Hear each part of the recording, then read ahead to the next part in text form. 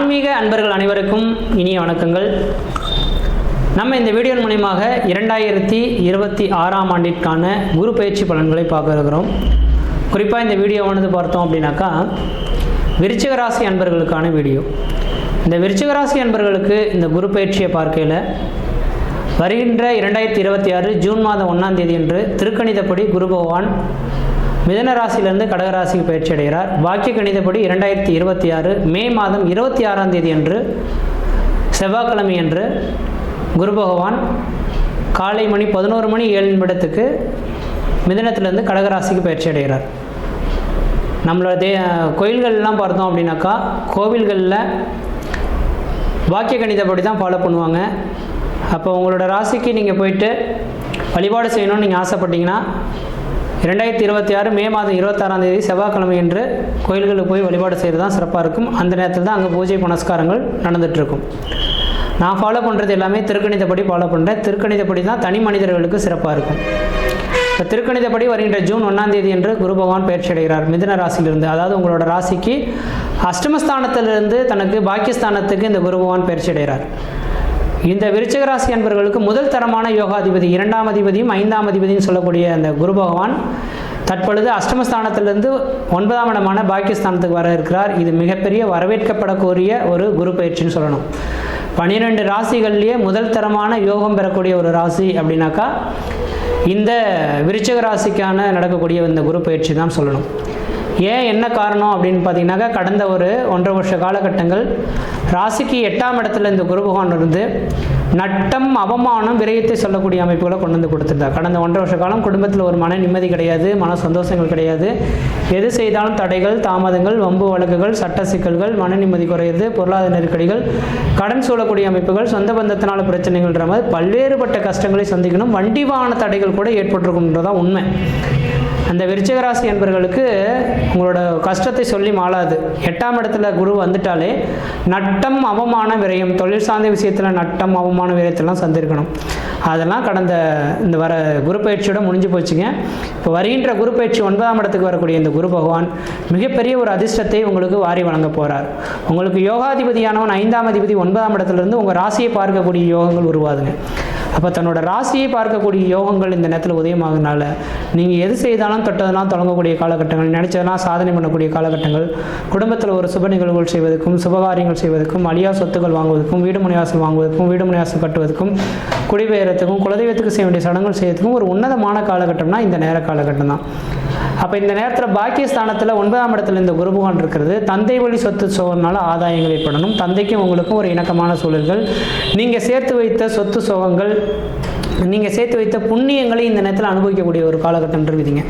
அப்போ 2026 ஜூன்லேருந்து 2027 ஜூலை வரலும் ஒரு அதிர்ஷ்டகரமான காலகட்டங்களாக இந்த நேரம் காத்துட்ருக்கு. அப்போ இந்த குரு பகவான் இருக்க இடத்த காட்டிலுமே பார்க்கக்கூடிய இடங்களுக்கு வலிமை அதிகம்னு சொல்லுவாங்க. அப்போ இந்த குரு பகவான் பார்க்கக்கூடிய இடம் 5ஆம் பார்வையாக உங்கள் ராசியை பார்க்கிறார். விருச்சிக ராசியை குரு பகவான் பார்க்கறனால தெளிவான சிந்தை பிறக்கக்கூடிய ஒரு நபர்களாக இருப்பீங்க.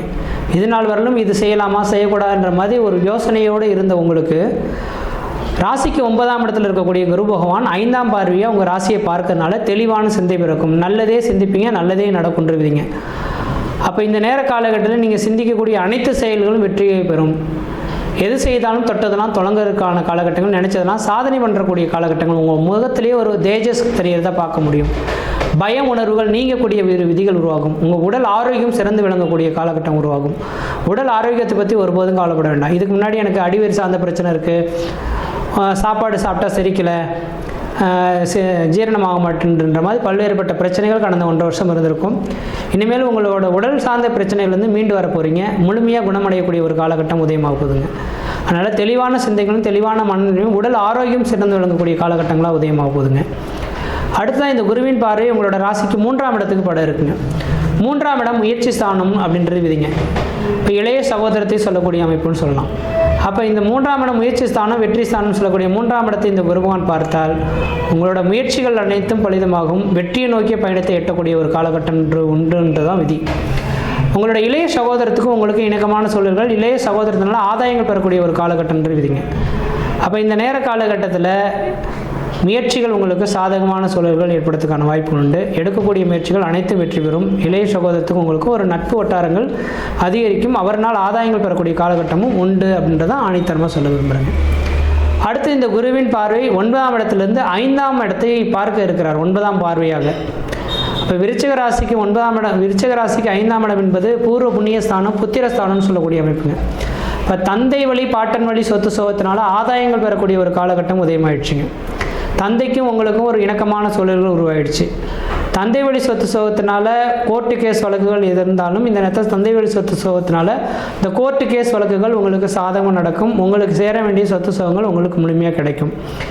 5ஆம் இடம் என்பது குலதெய்வ ஸ்தானம் அப்படின்னால குலதெய்வத்தின் பரிபூர்ண உங்களுக்கு அருள் கிடைக்கிறதுனால 5ஆம் இடம் புத்திரஸ்தானத்தையும் குறிக்கும். வெகு நாட்டில் விருச்சிக ராசி என்பவர்களுக்கு குழந்தை பாக்கியமே இல்லை, எனக்கு பிறக்குமா பிறக்காதான்னு தெரியல அப்படின்ற நோக்கி காத்துட்ருங்கன்னா கன்ஃபார்மாக இந்த நேரத்தில் குழந்தை பாக்கியம் தரிக்கிறதுக்கான ஒரு வாய்ப்புகளும் இந்த நேரத்தில் உதயமாக போகுதுங்க. அப்போ இந்த நேர காலங்களில் விருச்சிக ராசி என்பவர்களுக்கு ஒரு அதிர்ஷ்டம் நிறைந்த காலகட்டமாக இருக்குது. எந்த அளவுக்கு முயற்சிகள் எடுக்கிறீங்களோ அந்தளவுக்கு இந்த நேரத்தில் வளர்ச்சிகள் உண்டு. உடல் ஆரோக்கியம் சிறந்து விளக்கும். உடலை பற்றி ஒருபோதும் கவலைப்பட வேண்டாம். கடந்த காலத்தில் தான் உடல் ஆரோக்கியம் கெட்டு போய் மருத்துவ செலவுகள் அடைந்த காலகட்டங்கள் உண்டு. இந்த ஒரு வருட காலத்தில் அதிர்ஷ்டத்துக்கான காலகட்டமாக இருக்குது. உடல் ஆரோக்கியம் சிறந்து விளங்கும்.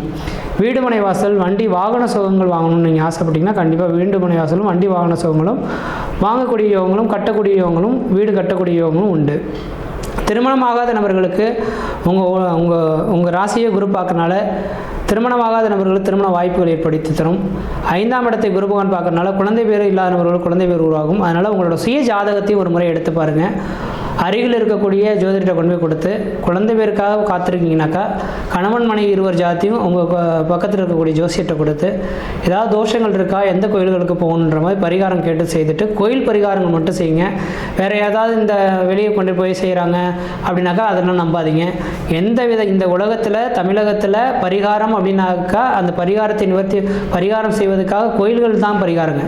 இப்போ கோயில்களுக்கு போய்ட்டு தேங்காய் பழம் வச்சு அர்ச்சனை பண்ணி சாமி கும்பிட்டாலே அந்த பரிகாரத்துக்கு நிவர்த்தி. நாம் எந்த பிரச்சனையோ அது சார்ந்த கோயில்களுக்கு போயிட்டு இருந்தாவே போதுமானதுங்க. அது தெரியாமல் தான் நம்ம தடுமாறிட்டு இருக்கோம். அதனால் எந்த கோயில்களுக்கு போகணுமோ அதை செய்துட்டிங்கன்னா குழந்தை பேர் தடை இல்லாமல் நடக்கிறதுக்கான வாய்ப்புகள் உண்டு.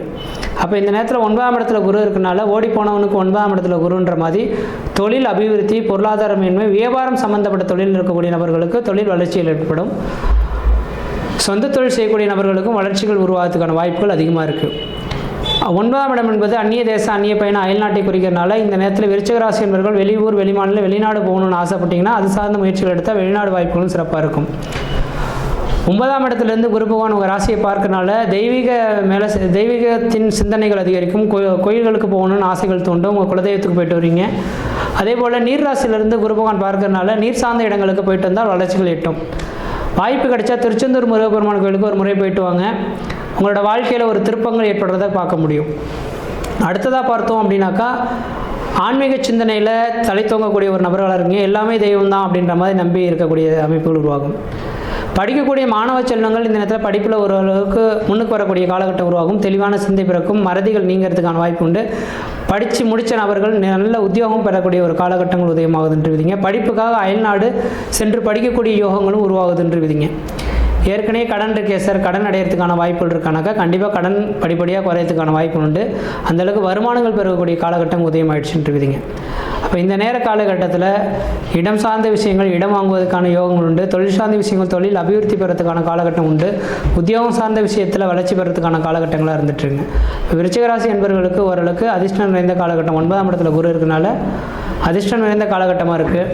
எந்த அளவுக்கு நீங்கள் முயற்சிகள் எடுக்கிறீங்களோ அந்தளவுக்கு வளர்ச்சி நிறைந்த ஒரு காலகட்டமாக இருக்குது. முயற்சி எடுத்து பாருங்கள், கண்டிப்பாக வெற்றி பெறுவீங்கள். நன்றி, வணக்கம்.